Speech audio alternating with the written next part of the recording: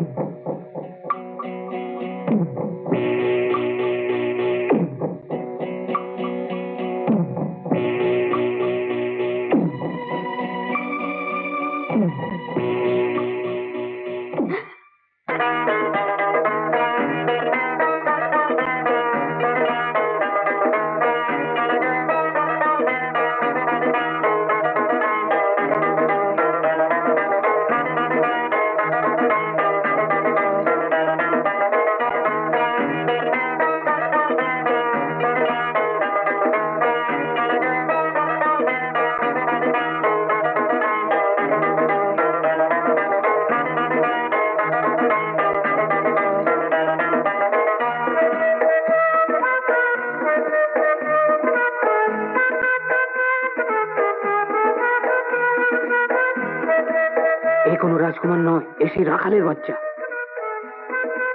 থামো, তুমি মাল্যদান করতে পারবে না। বাবা, এ কোনো রাজকুমার নয়। রাজকুমারের ছদ্মবেশে এই যুবক সেই শয়তান রাখাল। একজন সামান্য রাখাল হয়ে রাজকুমারী স্বয়ংবর সভায় আসার সাহস তুমি কোথায় পেলে?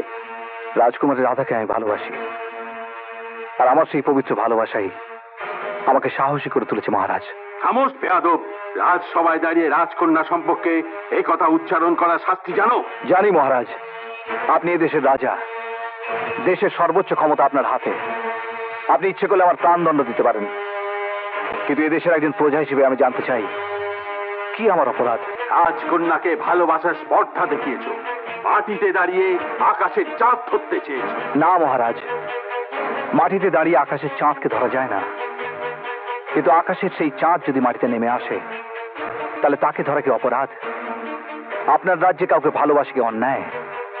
আমি যদি সেই অপরাধে অপরাধী হই তাহলে আপনি আমাকে যে কোনো শাস্তি দিতে পারেন, তবু আমি চিৎকার করে বলবো যে রাজকন্যা রাধাকে আমি ভালোবাসি, আর পৃথিবীর কোন শক্তি আমার মন থেকে সে ভালোবাসাকে মুছে দিতে পারবে না। সিপাহী, ওকে কারাগারে নিক্ষেপ করো। প্রহরী,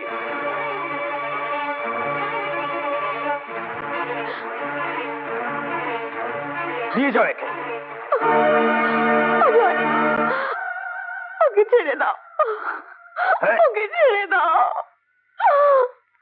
যাও, ওকে ছেড়ে দাও, নিয়ে যাও।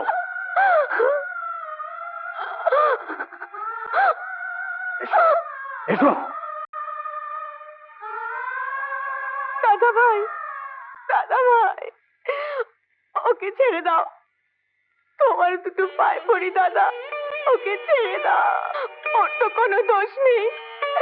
ওকে আমি গোপনে খবর দিয়ে স্বয়ংবর সভায় এনেছিলাম। একজন নীচ জঘন্য চাষার জন্য তোমার এই করুণা ভিক্ষা করাটা রাজ পরিবারের পক্ষে এক জঘন্য কলঙ্কজনক ঘটনা। আমার ভাবতেও খারাপ লাগছে যে তুমি এত নিচে নেমে গেছো। একটা কথা মনে রেখো, আজ থেকে তোমার বাড়ির বাইরে বেরোনো বন্ধ। কথাটা মনে থাকে যেন। দাদা, দাদা,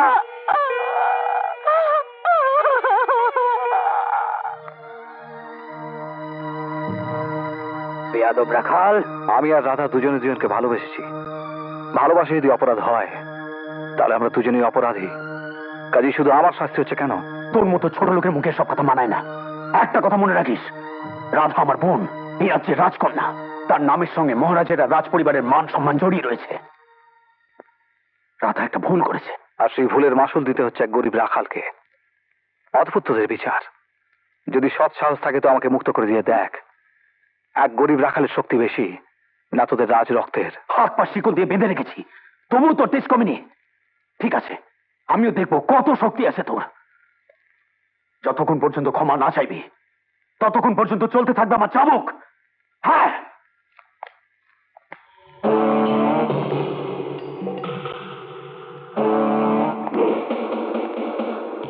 তোর এই চাবুক দিয়ে তুই আমায় যতই আঘাত করিস না কেন, এই রাখালের গায়ে এতটুকু আঘাত লাগবে না।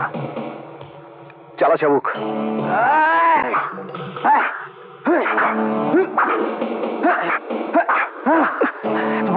এত বড় সাহস আমার বোনের দিকে তাকানো।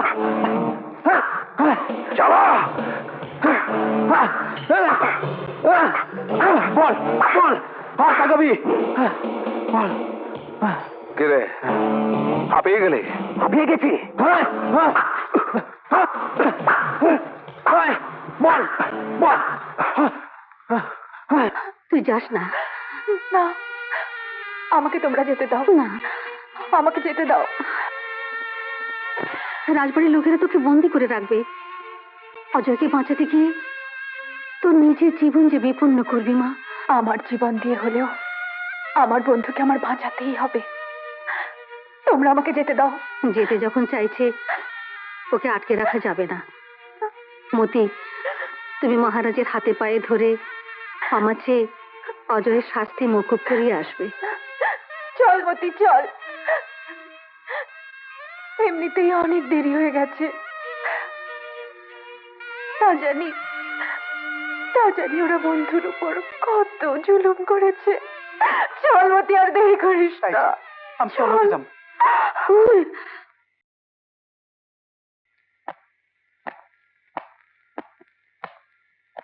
প্রহরী, দরজা খোলো।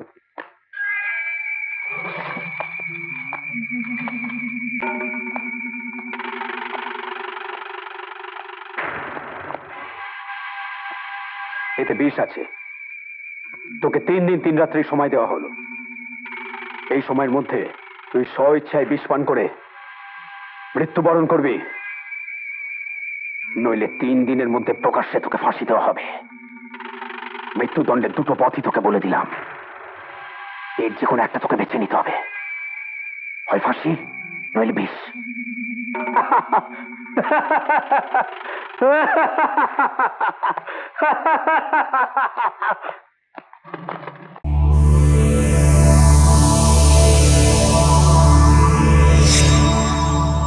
এমন আরো অনেক ভিডিও দেখতে এই চ্যানেলটি সাবস্ক্রাইব করে নিন এবং পাশের বেল আইকনটি প্রেস করে দিন।